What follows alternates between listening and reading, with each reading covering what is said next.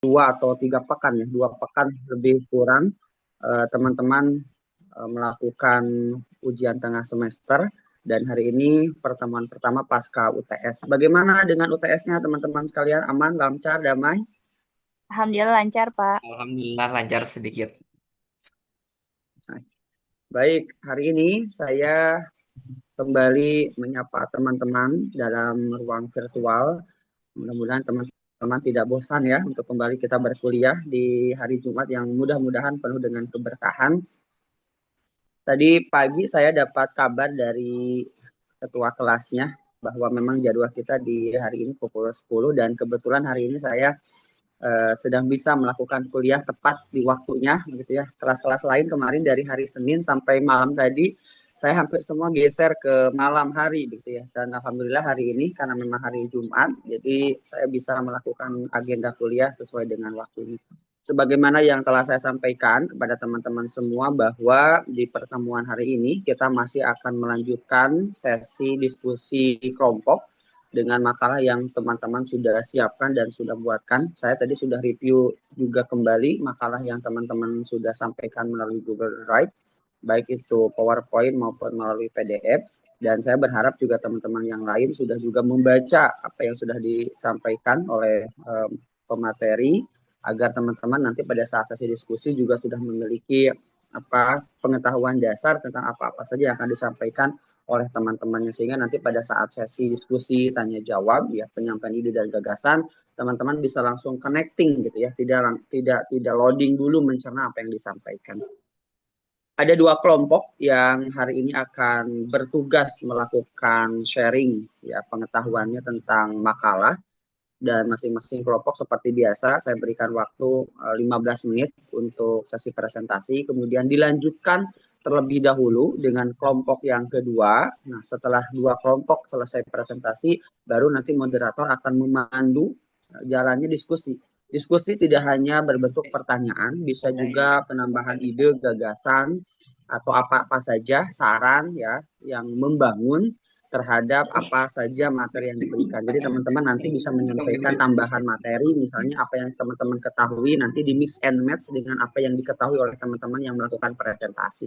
Jadi skema diskusi kita tidak hanya berpacu atau berpatokan kepada diskusi itu harus bertanya, tapi kemudian bisa juga menambahkan teori, menambahkan gagasan atau mengkoreksi, termasuk juga ketika ada pertanyaan yang ditujukan kepada kelompoknya yang menjawab nanti tidak hanya wajib presentatornya, tapi juga teman-teman yang lain yang sekiranya bisa untuk melakukan sharing pengalaman materi gitu ya, brainstorming boleh teman-teman untuk juga menambahkan. Itu sebagai prolog, sebagai pengingat bahwa mata kuliah kita hari ini direkam ya sebagai bagian dari laporan pertanggungjawaban dosen dalam e-learning yang harus diunggah. Jadi pastikan teman-teman mengikuti perkuliahan dengan sebaik-baiknya. Bagi teman-teman yang bisa melakukan on-cam, mengikuti kuliah dengan on-cam, saya apresiasi untuk kita melakukan kuliah dengan on-cam apalagi di pagi hari dan sesuai jadwal. Jadi harusnya teman-teman juga sudah mempersiapkan bahwa memang kuliahnya di hari ini, di jadwal hari ini. Jadi ketika on-cam pun teman-teman sudah bersiap dengan sesuatunya. Itu menjadi tanda bahwa etika berkuliah meskipun dalam ruang virtual juga tetap sama ya tidak ada bedanya dengan mata kuliah yang diselenggarakan secara offline di atau onsite di ruang kelas. Itu yang pertama. Yang kedua, pemateri wajib melakukan on cam gitu ya. Kalaupun nanti teman-teman off cam yang lain, tapi presentator ketika melakukan sesi diskusi atau memberikan materi wajib untuk on cam. Kemudian di akhir saya akan melakukan presentasi ya sekalipun nanti presensi akan dikirimkan secara WA teks oleh ketua kelas, tetapi juga saya nanti di akhir akan random melakukan presensi sebagai bagian dari tanggung jawab teman-teman tidak hanya keilmuan tapi juga administrasi dalam kehadiran. Terakhir sebelum dimulai saya ingatkan juga bahwa sesi diskusi kita akan terbagi dalam 2 sesi karena Zoom meeting kita akan dibatasi 35 menit pertama dan 35 menit babak kedua gitu ya. Jadi nanti ketika selesai habis misalnya tanpa komando kemudian layarnya tertutup maka teman-teman nanti akan diberikan share link kedua ya, dan kemudian teman-teman harus langsung untuk masuk agar waktu kita di hari Jumat ini bisa maksimal. Begitu teman-teman sekalian, saya berharap diskusi ini berjalan dengan dinamis, ada banyak pertanyaan dan diskusi. Silahkan saya berikan waktu dan kesempatan seluas-luasnya kepada teman-teman untuk menyimak diskusi kita pada pagi hari ini. Terima kasih. Assalamualaikum warahmatullahi wabarakatuh. Waalaikumsalam. Waalaikumsalam warahmatullahi wabarakatuh. Oke, Bapak izin sebelumnya Assalamualaikum warahmatullahi wabarakatuh. Salam Om Swastiastu, Nama Budaya, Salam Kebajikan. Sebelumnya kami dari kelompok 3 izin presentasi mengenai argumentasi hukum. Sebelumnya perkenalkan, nama saya Idia Juniasa Fanturi. Dan rekan saya ada Ilda Hapilidia, ada Muhammad Abdurrahman Budima, dan Muhammad Gibran Hajaninrum. Sebelumnya saya akan bertanya, apa sih yang terjadi ketika pira penegakan keadilan justru goyang dengan cara berpikir? Filsuf besar, Bapak izin dulu bentar. Silahkan.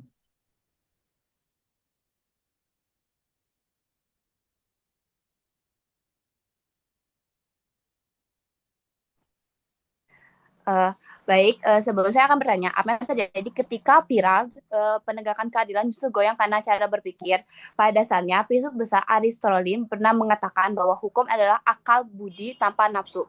Namun dalam praktiknya, peradilan kita hari ini justru sering menyaksikan akal budi itu terbelenggu oleh kesesatan berpikir, yang dimana nafsu untuk memenangkan dan mengalahkan logika yang secara jernih.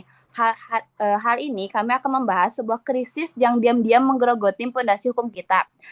Krisis argumentasi, sebuah krisis yang mengubah hukum dari instrumen keadilan menjadi sekadar pemain kata-kata yang bisa dimanipulasi. Slide selanjutnya.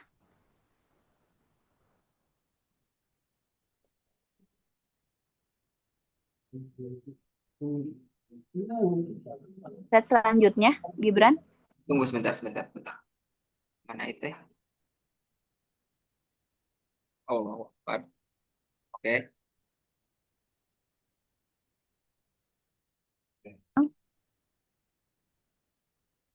Oke, dalam latar belakang ini menjelaskan bahwa dalam hukum Indonesia sumber hukum utama dalam sistem hukum positif adalah peraturan perundang-undangan yang dimana mempertimbangkan hakim tidak dibangun atas dasar logika hukum konsisten.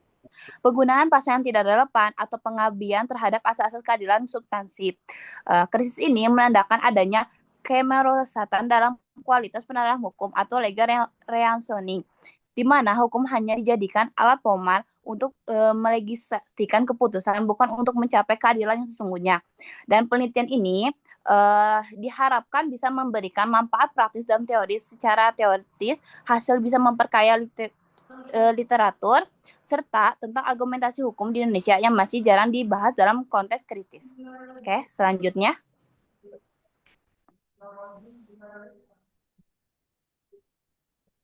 Untuk selanjutnya akan dibahas oleh rekan saya.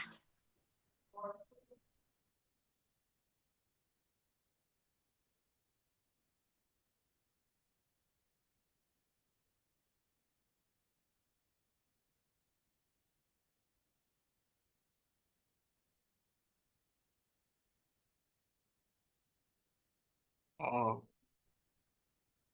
di sini ada rumusan masalahnya, ada dua, yaitu yang pertama, bagaimana konsep argumentasi hukum dan penalaran logis membentuk dasar dalam proses pengambilan keputusan hukum di Indonesia, serta sejauh mana kesalahan berpikir dapat mempengaruhi kualitas dan validitas argumen hukum tersebut.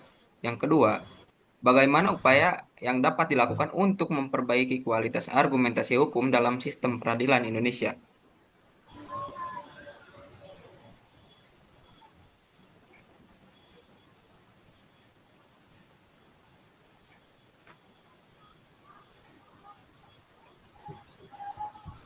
Nah, untuk selanjutnya, saya lanjutkan kembali pada sesi presentasi ini. Saya akan masuk ke pembahasan. Di sini saya akan membahas 3 poin. Yang pertama mengenai argumentasi hukum dan penalaran hukum. Yang kedua tentang relevansi logika. Dan yang ketiga, 2 bentuk dasar penalaran dalam argumentasi hukum. Langsung saja pada poin yang pertama, mengenai apa itu argumentasi hukum. Argumentasi hukum merupakan kegiatan untuk mencari dasar hukum yang terdapat di dalam suatu peristiwa hukum. baik yang merupakan perbuatan hukum seperti perjanjian, transaksi, perdagangan, dan lainnya. Pencarian dasar hukum juga bisa dilakukan pada kasus pidana, perdata, maupun administratif. Kemudian pada ahli teori hukum mengklasifikasikan 3 pengertian dari argumentasi hukum. Yang pertama, mencari substansi hukum untuk diterapkan dalam masalah yang sedang terjadi. Yang kedua, argumentasi dari substansi hukum yang ada diterapkan terhadap putusan yang harus diambil atas perkara yang terjadi. Yang ketiga, argumentasi mengenai putusan yang harus diambil oleh hakim dalam suatu perkara. Nah, dalam hal ini juga dipecah menjadi 2 bagian. Nah, aspeknya ini terdapat yang pertama sistem legal reasoning dan yang kedua critical legal reasoning. Lalu pada hal ini juga persoalan hukum dianggap bukanlah persoalan logis. Logika dianggap berisikan kode-kode yang kaku dan tidak fleksibel tentang persoalan hukum dan konstitusi yang begitu kompleks. Maka para lawyer tidak harus memahami hukum secara logis. Logika tidak kompleks membuat orang berhasil dalam hidup. Maka logika jangan berpretensi menjadi indoktriner. Berbahaya kalau hakim memperlakukan logika secara indoktriner, seolah-olah semua persoalan hukum dapat diselesaikan secara logis. Nah, dalam hal ini juga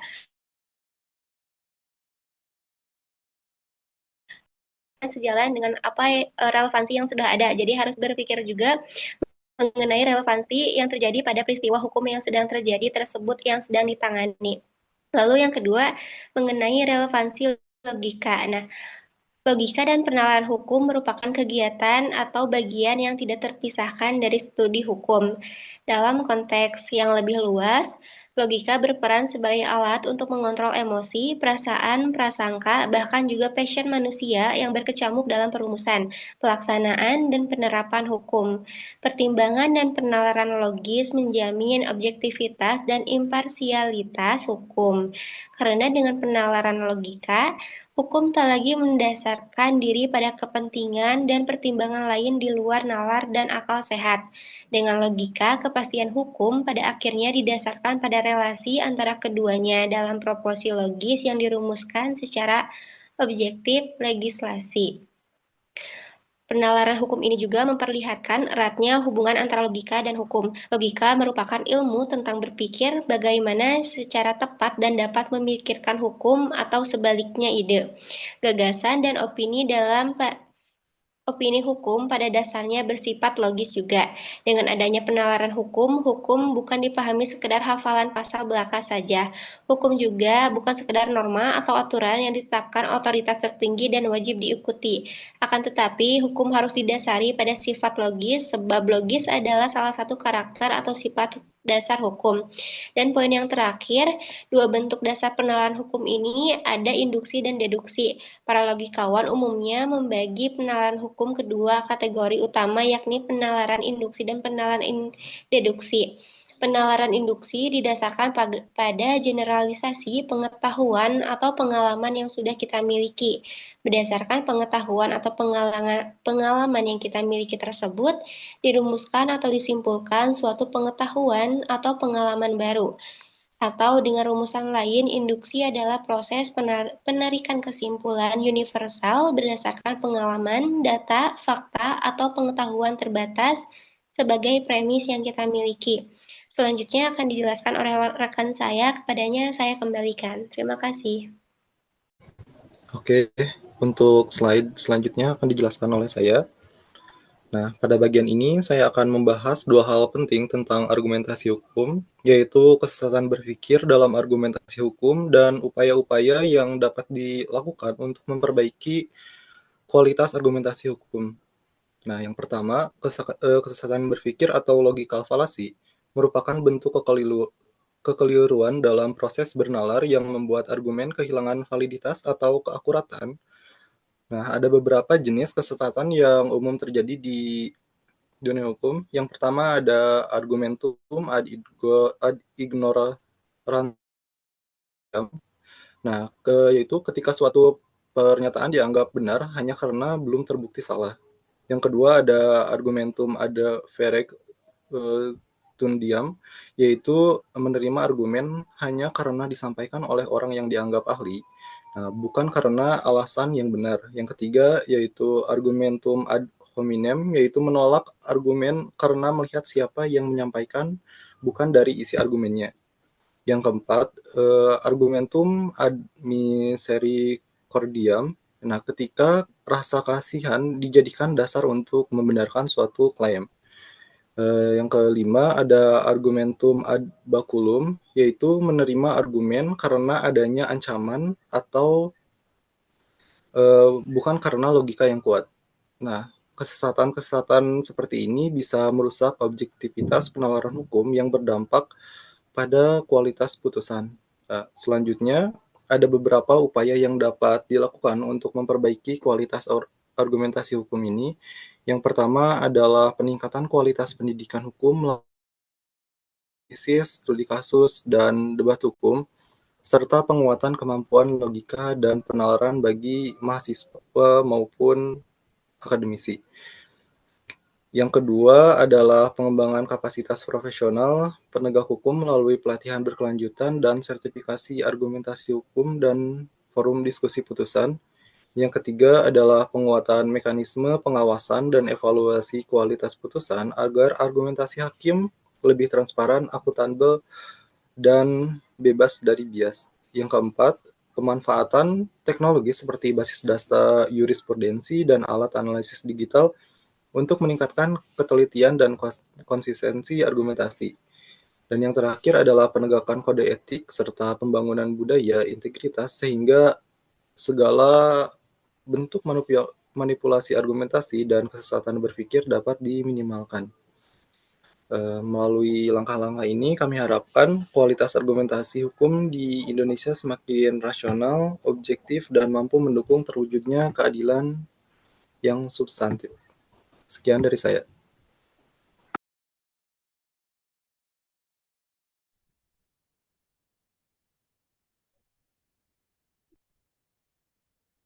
Oke, mungkin prestasi dari kita cukup.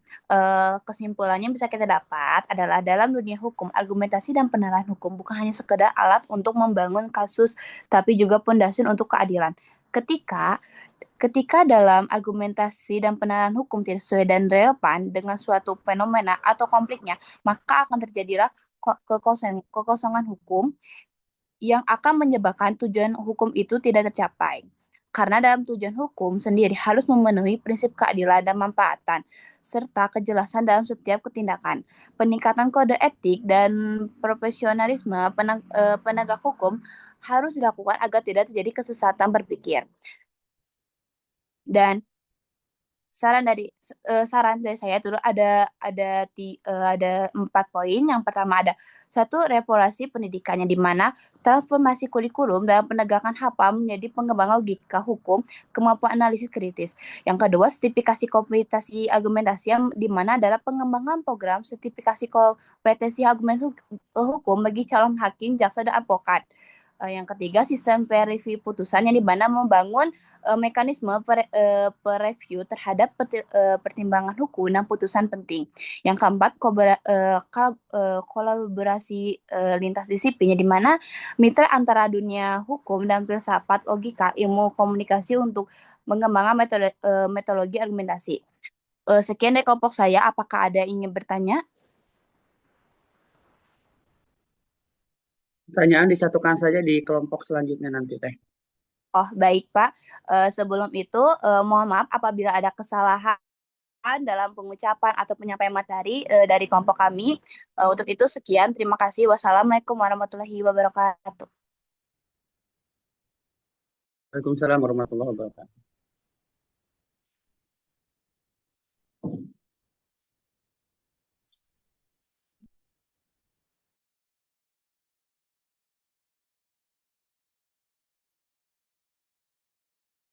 Baik, silakan dipersiapkan materi selanjutnya dari kelompok 4. Nanti ditampung dulu pertanyaan-pertanyaannya untuk kelompok ketiga.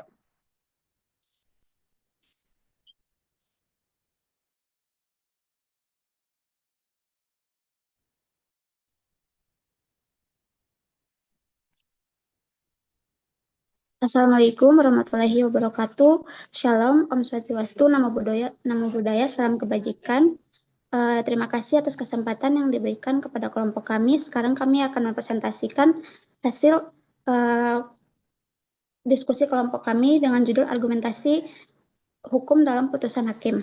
Pertama-tama saya akan memperkenalkan dulu rekan-rekan saya. Ada saya Ria Rochelle, lalu ada rekan saya Kairina Ghazani, Wilda Oktavianti, dan Najwa Fatira.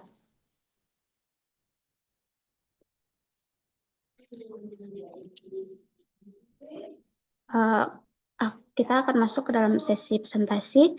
Argumentasi dalam putusan hakim adalah rangkaian penalaran hukum yang digunakan hakim untuk menjelaskan mengapa dan bagaimana ia mencapai suatu kesimpulan serta menentukan amar putusan. Di dalam argumentasi hukum dalam putusan hakim ini ada beberapa poin. Yang pertama, putusan hakim sebagai alat penegak hukum. Putusan hakim bukan hanya sebagai jawaban akhir dari sebuah masalah, namun putusan itu yang membuat hukum benar-benar ditegakkan. Lewat putusan, hakim dapat memastikan aturan dapat diterapkan, hak-hak orang yang berselisih dilindungi, dan kepastian hukum ditegakkan. Jadi putusan hakim itu sebagai bukti nyata kalau hukum bekerja di lapangan. Lalu yang kedua, pentingnya mutu dan kekuatan putusan. Sebuah putusan dianggap kuat kalau alasannya jelas dan berdasarkan pertimbangan yang tepat. Kalau pertimbangannya asal-asalan, putusan bisa gampang diprotes atau dipatahkan. Karena itu kualitas putusan sangat bergantung pada seberapa tepat dan akurat pertimbangan hukum yang dipakai oleh hakim. Yang ketiga ada argumen hukum sebagai landasan putusan. Argumen hukum adalah alasan-alasan yang dipakai hakim untuk menjelaskan kenapa hakim memutus suatu perkara yang di dalamnya terdapat cara hakim menafsirkan undang-undang, contoh putusan pengadilan sebelumnya atau jurisprudensi, analisis terhadap fakta yang muncul di persidangan, dan pertimbangan soal keadilan. Lalu yang keempat, ada kajian tentang argumen hukum untuk memahami cara berpikir hakim. Dengan mempelajari argumen hukum dalam sebuah putusan, kita bisa melihat bagaimana hakim berpikir, bagaimana hakim menimbang fakta, menafsirkan aturan, dan mengambil kesimpulan. Ini juga penting untuk melihat apakah putusan itu logis, adil, dan bisa dipertanggungjawabkan ataukah tidak. Selain itu, kajian seperti ini membantu memperbaiki standar kualitas putusan di Indonesia agar lebih terbuka, seragam, dan dapat dipertanggungjawabkan. Untuk slide selanjutnya akan dipresentasikan oleh rekan saya. Oke, selanjutnya yaitu cara hakim. Cara hakim menyusun argumen dalam putusan harus didasarkan pada pendekatan rasional dan legitimasi yang kuat. Argumen hukum harus menghubungkan fakta hukum dengan norma hukum secara dedukatif. Struktur berpikir dedukatif ini meliputi 3 komponen utama, yaitu norma hukum sebagai premis mayor, fakta hukum sebagai premis minor, dan kesimpulan sebagai amar putusan. Pendekatan ini memastikan bahwa setiap putusan yang didukung oleh dasar hukum yang jelas dan logis.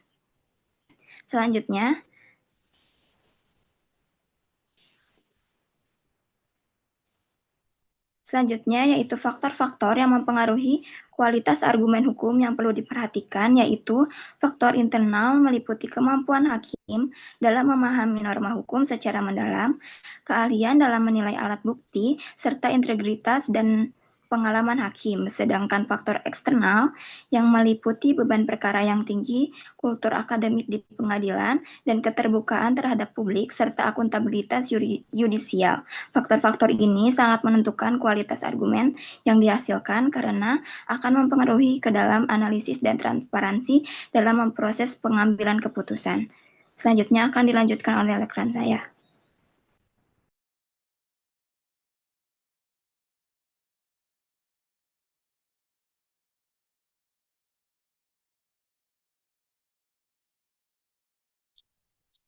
Selanjutnya tentang kasus pembatalan perkawinan, contoh kasusnya ada dalam putusan Pengadilan Agama Tangerang dengan nomor 1234 garing perdata gugatan garing 2018 garing Pengadilan Agama Tangerang. Seorang istri meminta pembatalan pernikahan setelah tahu bahwa suaminya telah memasukkan statusnya sebagai lajang. Padahal ia masih terikat dengan istri sebelumnya. Pernikahan tersebut terjadi pada tahun 2017 dan gugatan tersebut diajukan pada tahun 2018 setelah penggugat menemukan bukti pernikahan pertama yang belum pernah diceraikan. Lalu penggugatan bahwa pernikahan harus dibatalkan sesuai pasal 27 ayat 2 Undang-Undang Perkawinan karena suami melanggar pasal 9 huruf A yang mana melarang poligami tanpa izin pengadilan. Mereka menggunakan pendekatan berbasis aturan hukum dengan menunjukkan akta nikah pertama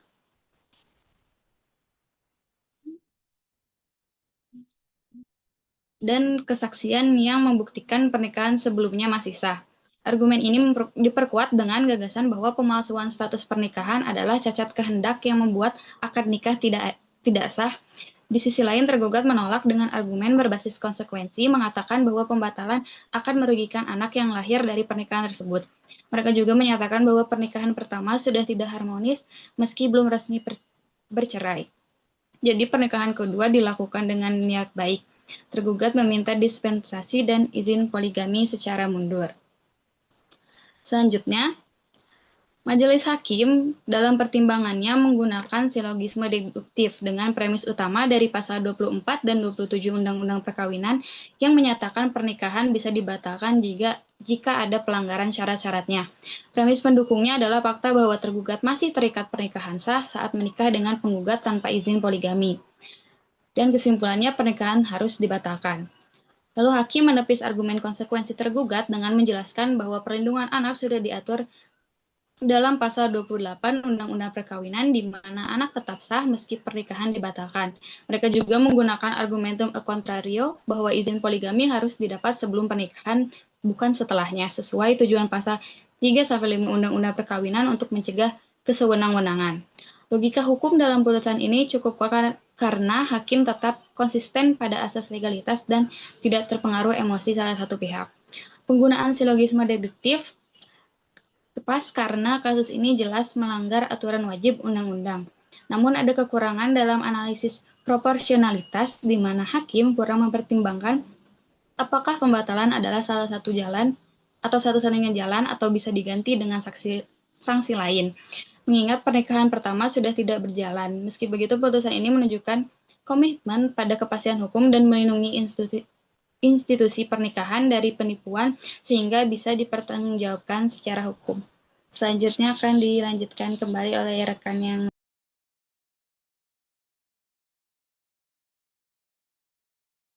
Oke, selanjutnya ada hak dan kewajiban dalam berpendapat.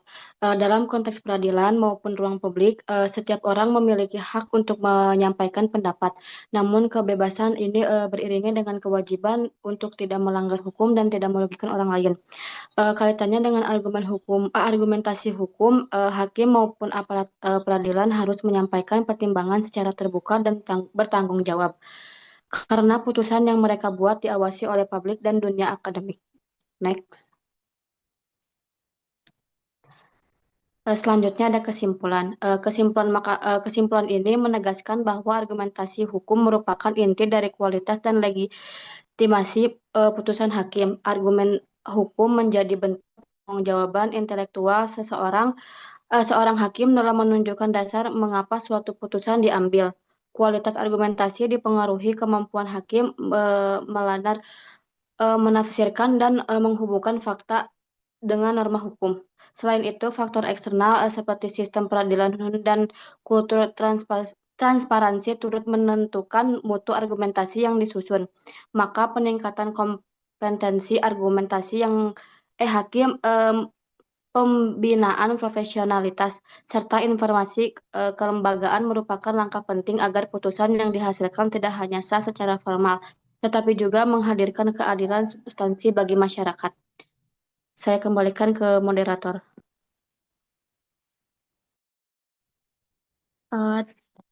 Sekian presentasi dari kelompok kami.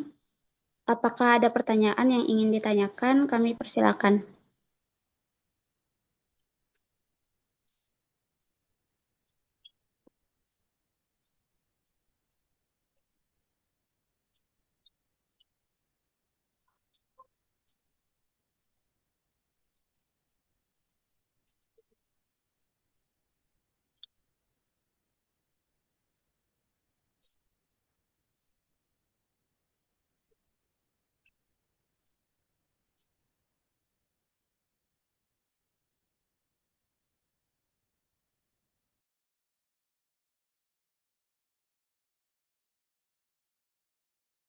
Apakah ada pertanyaan, teman-teman? Berdiskusi menyampaikan ide, gagasan, atau pertanyaan baik kelompok 3 maupun kelompok 4. Dan mohon diingatkan ya, sesi waktu di Zoom pertama kita sudah hampir habis. Nanti teman-teman silahkan untuk di-share linknya, supaya teman-teman nanti bisa langsung berpindah ke ruang virtual selanjutnya. Silahkan teman-teman, kita buka sesi diskusi dipandu oleh moderator dari masing-masing kelompok.